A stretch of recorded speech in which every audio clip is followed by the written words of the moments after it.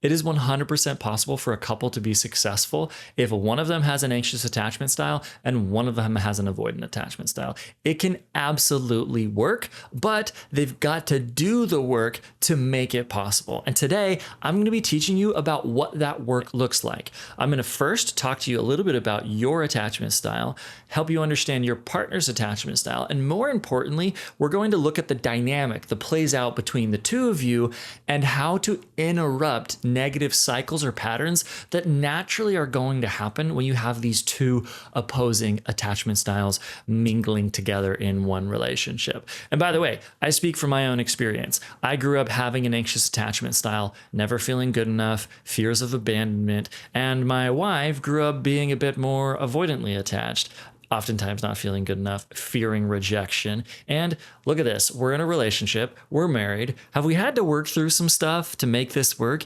Totally. But you know what I always say? I tell people I've got a 1% relationship. There's 1%ers in every field in this world, right? 1% athletes, those are professional athletes. 1% earners, those are the million and billionaires in this world. But then there's 1% relationships where they're just the best. And I honestly feel like I'm so privileged to have that kind of relationship because I've implemented the understanding and the advice and the tools that I'm going to be giving you here today. So if you're wanting to become successful in an anxious avoidant dynamic, make sure to watch this all the way through to the end because this is jam-packed full of solid information. Information that it's kind of crazy that I'm giving it away for free. Some of the training that you're hearing today actually used to be part of a paid workshop, but I figured, hey, what the heck, you probably need this. And so I'm going to record it for you today. Before we deep dive into the answers on how to make an anxious and avoidant relationship work,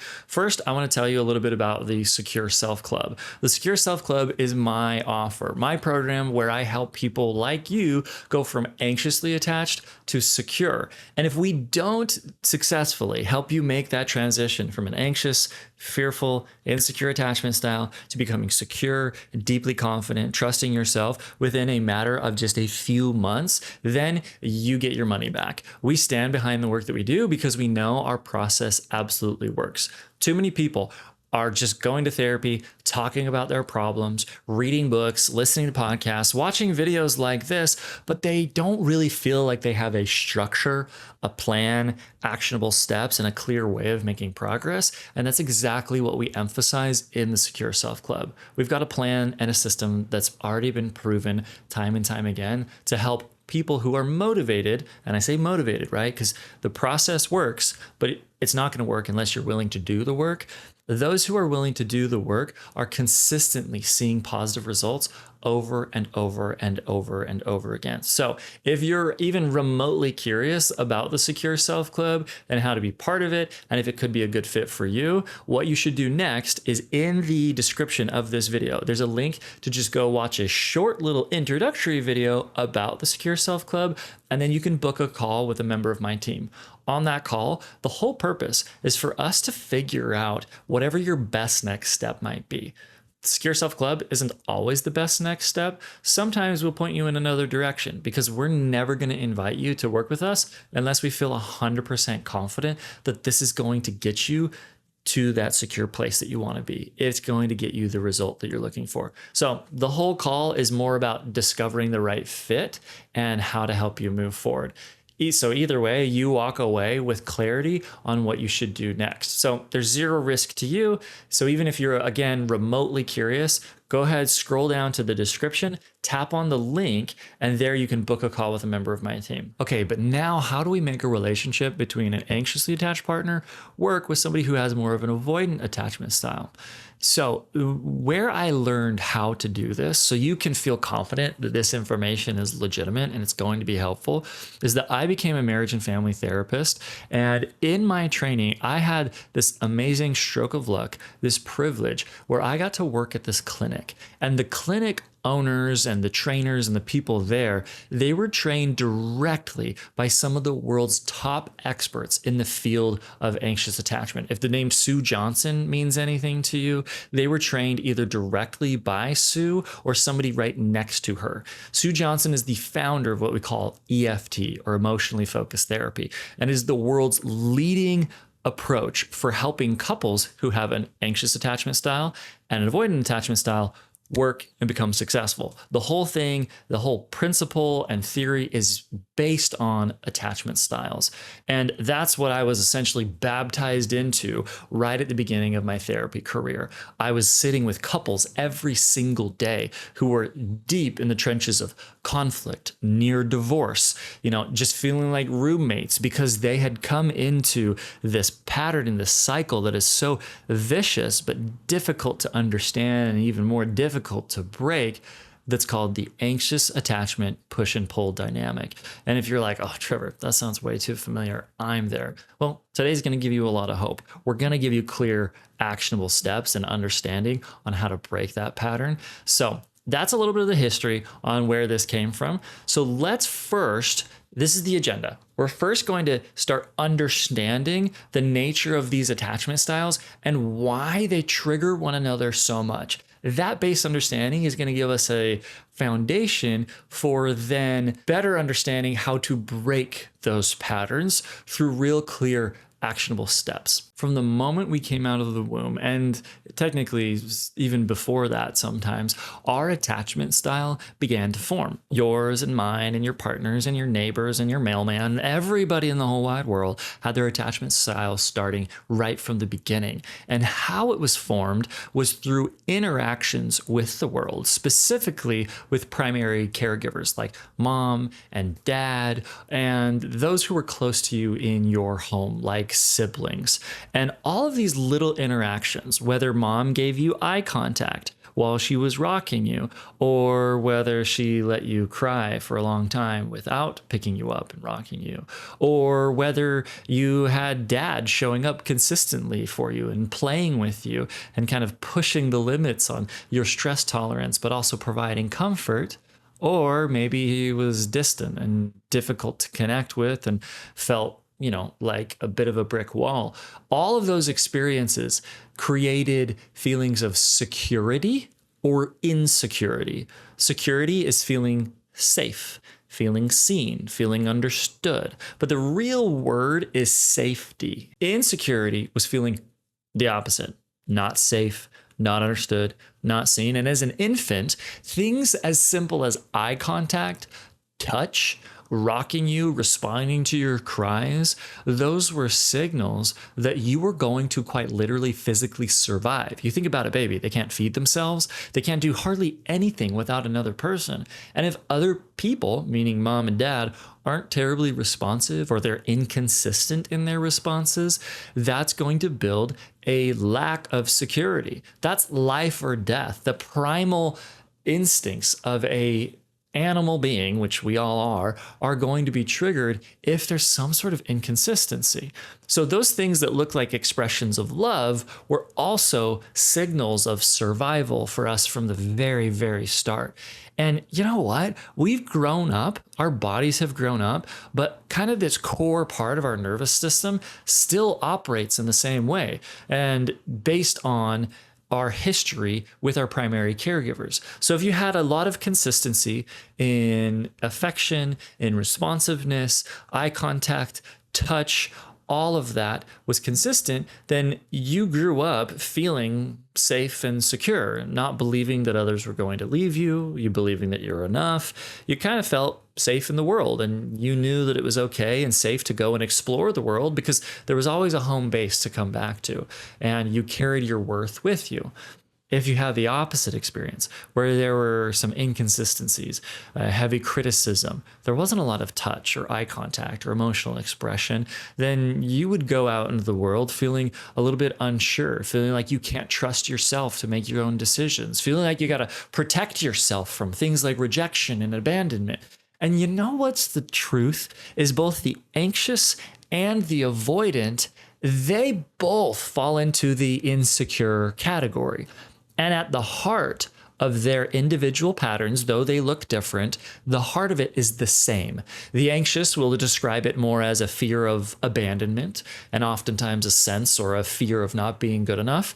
And the avoidant, they'll describe it as a fear of rejection and not feeling good enough or a fear of not being good enough. But you can hear how rejection and abandonment are really, really similar. They're almost the same thing. It's this core fear of really just losing connection with others. The reason I mention all of that, even though it might be a review for you, is because there's a really important principle baked into that story, our origin stories of our attachment styles. And it is this, that an attachment style is formed through emotional experiences with those closest to us. And through those emotional experiences, we interpret meaning. We're essentially sent different types of messages. So when mom is inconsistent or dad isn't present, those are what I call threatening messages. Threatening messages are where you interpret somebody else's behavior or a situation, and you interpret things like, I'm not enough. People are going to leave me. No one's going to care about me. I'm too much. I'm a bad person. They're ashamed of me. Mom and dad might not have been trying to send you those messages, and most likely they weren't. Most parents aren't actively trying to send their children these types of threatening messages.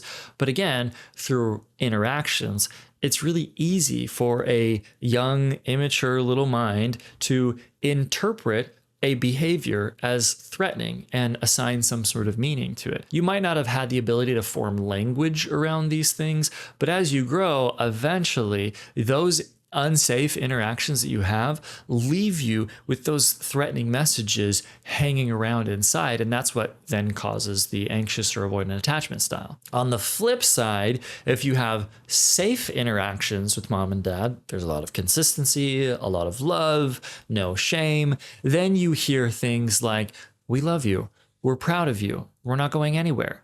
No one's going to leave you. You're enough. And whenever you need me, I'm going to be there for you. Receiving either threatening or connecting messages over time forms what I call core beliefs, core fears, and protective mechanisms. The core beliefs of the avoidantly attached usually sound like, I'm not enough, others are going to reject me, and closeness is risky. Vulnerability is not safe. And their core fear is usually rejection. And then their protection mechanism. This is something we haven't yet mentioned in detail, but it's essentially the way that they protect themselves from rejection or from their core fears or their core beliefs coming true. So the avoidant, they've learned that if they can just shut down and be quiet, then the conversation will end and they can retreat into what feels like safety because there's no more conflict. They've also learned to just retreat in general, retreat from being emotionally vulnerable and open with their feelings, because historically they were probably shut down, or maybe they were even shamed for having feelings. And so if they don't get too close, they can't get too hurt. So if you were to look at the list of fight, flight, freeze, and fawn, which are the responses to fear, they're much more likely to be on the freeze and flight side of things. They freeze up and don't say anything, or they just run out of there. And the anxious, they had a bit of a different experience growing up. So their core beliefs and core fears, as well as their protection, is going to be slightly different. Their core beliefs are things like, I'm not enough, same with the avoidant, but they have the unique one that they believe that others are going to abandon them and that they have to really earn love. They've got to do a song and dance, they got to pursue it. It doesn't just come freely. Their core fear is abandonment, that people are just going to leave them and that they're going to be alone. And so aligned with that, it logically kind of makes sense. Their protection mechanism would be to pursue, chase. They want to try to control the outcome and essentially force the relationship or the situation to stay intact so they cannot be abandoned. So this is why during a fight, they're more likely to chase their partner around the room, trying to get them to talk about it. They're much more likely to people please in order to avoid others being upset with them or not happy with their choices and then leaving. Again, the basic fear responses out of fight, flight, freeze, and fawn, they're much more likely to fawn, which is that people pleasing, and they're much more likely to fight, which is that active pursuit of the outcome that they want. Okay, now that we understand the core fears, the core negative beliefs, the protection mechanisms of both the anxious and the avoidant, this is where things really start to get juicy, and we start to unpack, number one, the problematic dynamic between the anxious and the avoidant. And as I do this, you're going to be like, oh my gosh, this is my relationship. Trevor is living in my house and he knows what our fights look like. First, we're going to understand that. We're going to unpack that. But in so doing, we're going to get some insight on how to break that pattern. So we're just building foundation up to this point. So hang on. I know you want the answer. We're going to get there. As we describe this pattern between the anxious and the avoidant, I want you to keep in mind their individual core fears, negative beliefs, and protective mechanisms. And you'll see why this pattern becomes so big and so explosive, and it creates a lot of conflict in relationships. I'm going to map it out here on this screen in high level, and then we're going to give you an example so you can really see it play out, and you can start to clue in on how to break it. So at its core, we remember that the avoidant, they have fears of rejection. They often feel like they're not good enough. And the anxious, they also feel like they're not good enough, and they have fears of abandonment. So it could happen on either side. I'm not going to pick on either of these partners. I'm just going to pick one to start with. So don't interpret this as me being like, oh yeah, the guy always starts it and he's the failure, or the woman always starts it and she's the failure. We're using kind of a male-female dynamic. However, I will say men can be anxious, speaking from one right here, and women can be more avoidant, which is my wife. But typically it's the other way around, so I'm going to use that as my example today. So let's say that the avoidant partner, we'll call him Frank for now. Frank, he shuts down, he starts to retreat because he's protecting himself from something. He had something trigger his fears of rejection, his feeling not good enough, and so he starts to withdraw and protect and retreat. But what happens then is Lisa, his anxious partner, receives a message. Remember threatening and connecting messages? He's sending her a threatening message without even meaning to. And that message to her might sound like, I'm leaving you. I don't care about you. You're not enough. His silence communicates all of that to her, whether he likes it or not. And because Lisa's receiving this message and her anxious heart, she starts to feel like that's abandonment, right? It looks like abandonment. You're shutting down, you're retreating, you're going to the garage and just working on something. You're not willing to be close to me. It feels like big time abandonment. And so what does she do to protect herself? Maybe she gets critical. She kind of gets a bit defensive, or she starts calling out his behavior and accusing him of not being loving, right? You always do this. You always shut down. Do you even care about me? It doesn't seem like you like me. You're always just mad at me. You think I'm the worst. She's just kind of diagnosing him as this uncaring, unkind, unresponsive partner. And in reality, she's longing for closeness. She's longing for him to come close to her and show her that he cares. But she's not really communicating that because she's in her primal fear. Her anxious attachment's coming out through her criticism. And Frank hears all of those words, and of course, he feels rejection. And remember, that's his core fear. That's the thing that he doesn't want out of everything in the whole wide world that he's been trained to avoid since birth. Is he's been trained to avoid rejection. So what does he do? Well, first of all, I forgot to mention, her criticism and defensiveness and maybe kind of judgment comes to him in the form of a message as well. She didn't mean to send it, but he hears, Frank, you're a failure. Your wife doesn't think you're good enough, and you can never make her happy. Those are a few that he could have heard. He then feels rejection and then protects himself. Again, his protection looks like the same thing that he did in the very beginning. He maybe gets a bit defensive. Maybe he's not fully shutting down or withdrawing yet, but he starts to get defensive about how he works so hard and he takes care of the family or whatever. And then it becomes too much and Frank retreats. And you know what? You're never going to know this because usually avoidants don't tell you, but in deep vulnerability, in couples sessions where I can get the avoidant to peel back layers, in tears, I've often heard them say, I don't want to make things worse. I don't want to hurt you. I don't want to hurt this dynamic anymore. And you might hear that and be mad at me. You might be like, Trevor, no, you're giving him way too much credit. That sounds way too loving. But and this is leading into where we're going, my invitation is whether you're avoidant or anxious, the only way today's training is going to work for you is if you try to lean into the possibility that you don't actually know their heart of hearts, and that their heart of hearts, whether they're anxious or avoidant, is good. Beneath the criticism and the judgment of the anxious is a heart that just longs to be loved and longs to give love. And behind the retreat, shutting down and defensiveness of the avoidant is someone who's just terrified of being rejected and also longs to be chosen, but to feel safe in being chosen. Then knowing that they're not going to then one day be rejected and told that they're not good enough.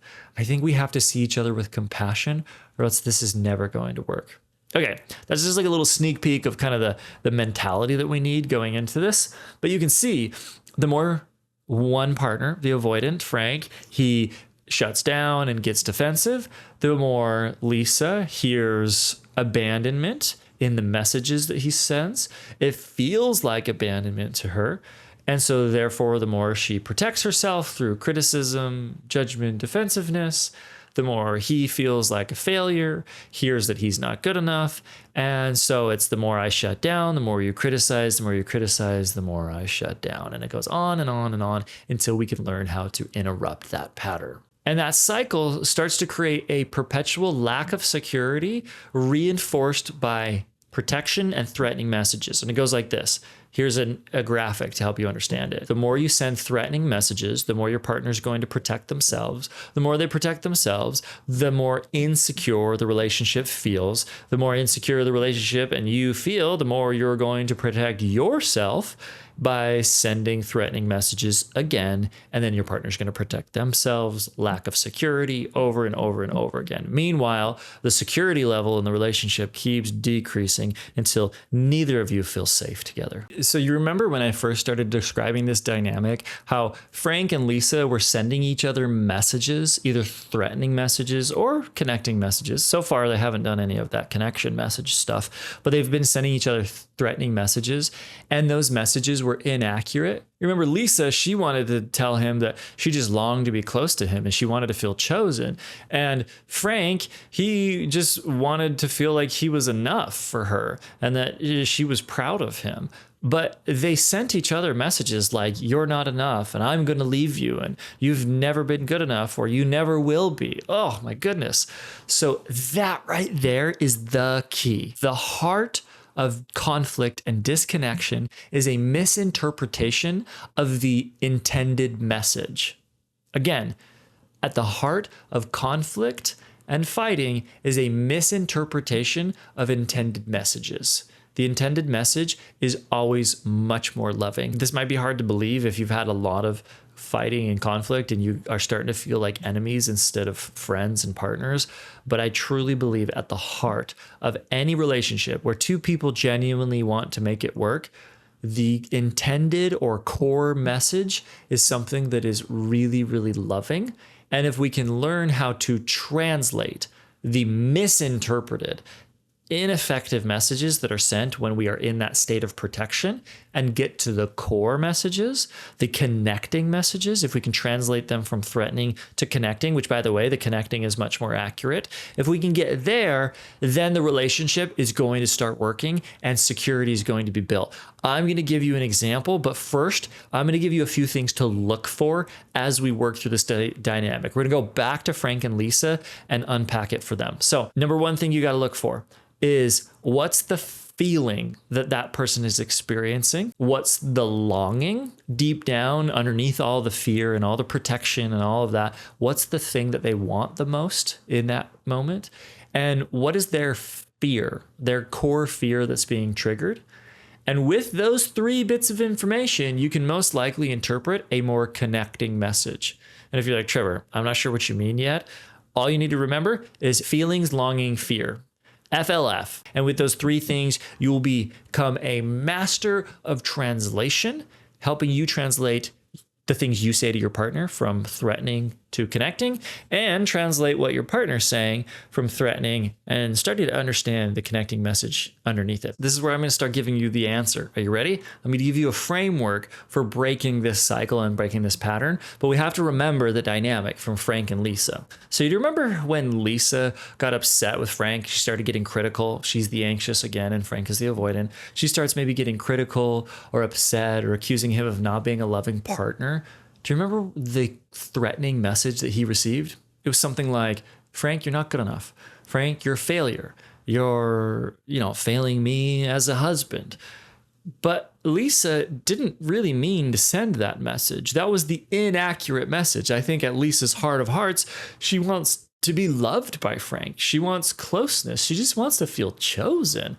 But he hears a completely inaccurate and wrong message. And that's what sends him into his triggered state. That's what sends him into his primal response to shut down, protect himself, and so on. Frank does the same thing. When he shuts down, when he withdraws, he's sending her the message that he's going to abandon her and that she's not good enough. But you remember, that's inaccurate. Most likely for Frank, what he's really experiencing is that he just wishes that he could feel good enough for her, that he could feel like she sees his effort and appreciates him. And in shutting down, he's not trying to punish her. He's just bracing himself because he doesn't like it when there's that disconnection where he's not feeling chosen and loved by the woman that he loves the most. And that disconnect is painful for him. I know you might hear that and be like, there's no way the avoidant believed that. But it's true. I've worked with so many avoidants and helped them really peel back the layers. And in tears, they finally recognize and admit those core things that they just don't want to rock the boat. They don't want the two of you to be disconnected anymore. They hate the pain and the distance that things like conflict creates. So again, the key to breaking this pattern is interpreting the correct message, becoming a translator. And today, that's my goal for you. I want to help you learn how to become a superstar translator in your relationship, translating the threatening messages that you're sending to your partner and receiving from them. You got two partners, apparently. You're sending your partner and receiving from them, and find the true, more accurate connecting message underneath. But it takes an assumption, and I need you to agree with me on something here. It's going to take a little bit of compassion to agree to this, but it's going to help you, and I promise it's true. I promise it's true. It may not feel true for your relationship right now, but I know it's true. Underneath threatening messages is always an intended message that is much more connecting. And at the heart of all conflict, all fighting in a relationship is a misinterpretation of the intended connecting message. Lisa's intended connecting message is, Frank, I love you and I want to spend time with you. I love it when you show up for me and you're able to respond. Frank's intended message is, Lisa, you're the girl that I chose. You mean the most to me. And when you disapprove of me, it hurts so deeply. I just want to feel like I'm enough for you. Ooh, can you hear how lovely those are? Do you think they would fight if they actually said that stuff? Lisa would be like, oh my gosh, that's kind of special. You think my opinion really matters. And Frank would be like, wow, you think I'm that valuable to you that you want to be close to me? That feels so much better. So the whole goal is for us to be able to break the pattern by noticing when we're sending or receiving threatening messages and learn how to interpret it through the lens of the connecting message. And I'm going to give you a framework for doing so. So usually threatening messages contain three underlying elements. Element number one is there's a feeling going on. There's a feeling of hurt, loneliness. There's a feeling of sadness or feeling rejected. There's a longing, the thing you really want, right? Lisa's longing was closeness. Frank's longing was acceptance. And then there's also a fear. Fear, we already talked about it. Frank's is probably fear of rejection, and Lisa's is that fear of abandonment. If we can understand those three things, then we can usually rewrite the negative message that we're either sending or receiving to our partner. And I'm going to show you exactly what I mean. So if we go back to Frank and Lisa's dynamic, We're going to give a very specific example to make this easier to understand. So let's say Lisa comes home from work. She's really excited to have dinner with Frank, and he's already eating dinner. He's like halfway through his plate when she walks in the door, and immediately her primal fears of abandonment, not being chosen, alarm bells go off, and some kind of core part of her inner child starts responding with this fear. And she receives the message, looking at the half-eaten plate, the barbecue sauce dripping down the side of his chin, and the blank stare on his face that says, "Oh crap." He instantly feels it too. She sees all that and receives the message that Frank doesn't care about her. And her fears are that he doesn't care about her. Her longings, again, the three elements, remember, her longing is to feel cared for, and her feeling is she feels like lonely. Like, that's the one thing we get to do together after work. Our lives are so busy. I just look forward to like eating dinner with him. And so she's feeling lonely and hurt and sad. And so what does she do? Her protection mechanism looks like getting a little bit critical of Frank. Maybe she says to him or even shouts at him if she's particularly triggered, "You just ate dinner and you didn't even check to see if I wanted to join. Like, what are you doing? Or do you even care about me? It feels like you never listen to what I say." She could add all sorts of things in there if she wanted, but we'll just keep it simple. "You ate dinner? You didn't even check to see if I wanted to join?" And now it's Frank's turn to be triggered. Ready, Frank? So he hears those words. He sees her bag drop to the floor, her hands going up in expressions of frustration, and his primal fears are triggered. His inner child, the part of him that learned to run, retreat, and shut down when things aren't going well, is activated big time. And he hears the message that, "Frank, you are a failure. You failed me as a husband." And so what does he have going on underneath the surface? Let's go through his three. He has this fear that he'll never be good enough. He's just like, gosh, she's just going to see me as a failure. His longing is just to make her happy and to feel appreciated by the woman that he loves the most. And his feelings are probably maybe feeling a little bit hurt, like misunderstood, rejected. Maybe he feels a little bit hopeless about his ability to make her happy, and he could feel sad. And with all of that cooking underneath the surface, he says to her, / does, he first gets defensive. "Listen, I do so much for this family. Don't I just deserve to eat when I get home? We can do other things. I didn't think that just eating a meal was going to be such a big deal," right? And so in his defensiveness, again, that triggers her fears of abandonment. Maybe she gets more upset. And eventually, he just quits. He just shelters in place, and he goes into that shutdown mode. Meanwhile, they're just throwing threatening messages back and forth and back and forth. So when you have those three bits of information, you can combine them to better understand what's actually happening for you and what's actually happening for your partner. And when you can understand what's actually happening and then make the true connecting message much more overt, you can communicate that instead of the threatening message. It breaks the conflict cycle. It breaks the dynamic completely, and you build security in your relationship. So here's an example. Below, I have stacked up what we just went over for Lisa, what she said, the message that was sent to Frank that he's a failure, her longing to feel cared for, her fear of not being important, and feeling hurt / lonely. If I were to put all of that together and translate the message from Lisa, a more accurate statement probably would have been something like, "Frank, spending time with you is meaningful. And when you eat dinner without me, I feel hurt and lonely." Do you see how that's not accusatory? That's not critical. She's focusing on her experience and what's going on for her. And, he might hear that as criticism if he's, not quite in the right place and they could do a little bit more work to get there. But that's much more palatable. That's much easier for him to hear. Let's flip it to the other side.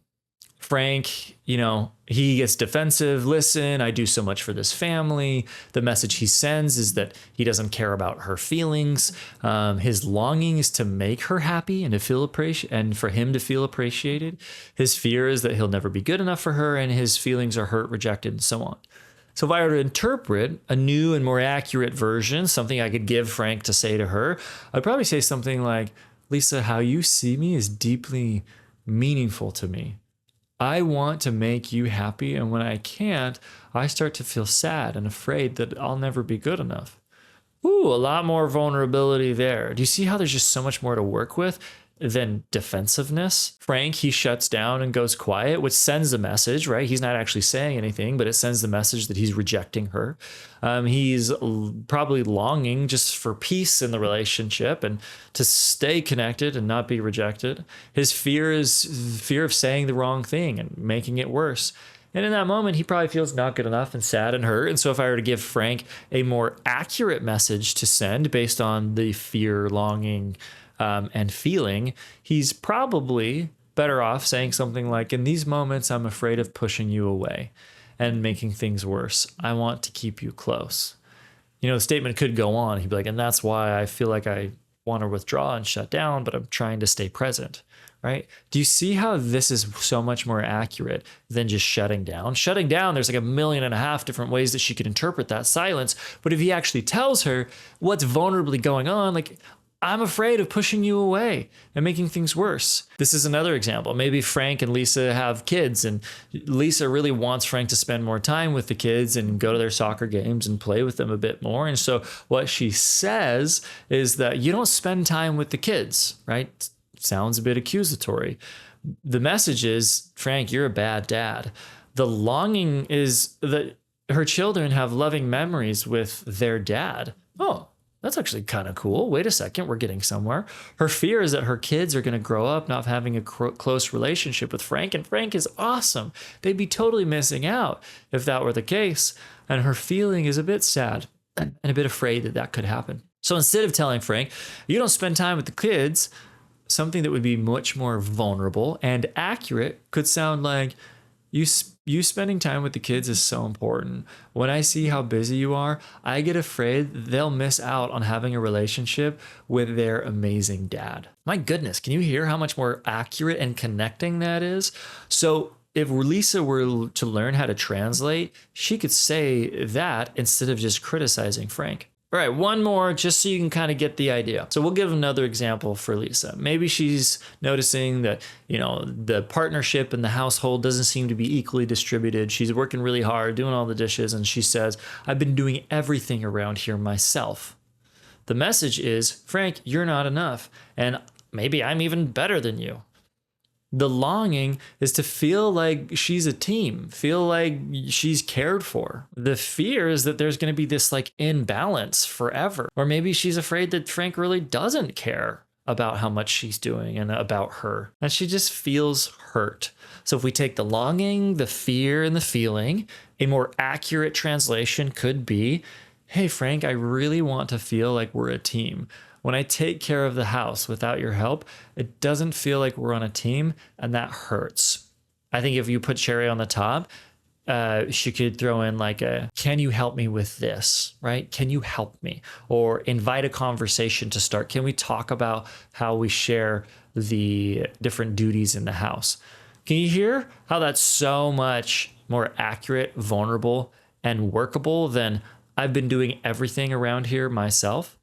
So at the core, every interaction that happens between the two of you, you are sending messages whether you like it or not. And you need to become aware of what messages you are sending your partner and how your behavior, your words, what's coming out of you could be interpreted through the lens of their attachment style. And maybe it's coming also through the lens of yours. And so from the very get-go, it's not accurate and it's not being interpreted accurately. When you do that, you pay enough attention, you can start to learn to rephrase, translate, and also understand in more clarity with compassion why your partner is triggered in the first place. That leads to better repairs because you know exactly like what's going on for them. You're seeing them with compassion. You're taking ownership and accountability of how you communicated things to them. And that's going to be awesome. The other way around, as you hear your partner's threatening messages come your way, I want you to get skeptical. I want you to be skeptical. If you feel like they're telling you that you're not good enough and that you're like a piece of garbage and like that they're going to leave you, and yet like logically you know that they care about you and that they choose you, I want you to be so skeptical in that moment of the message.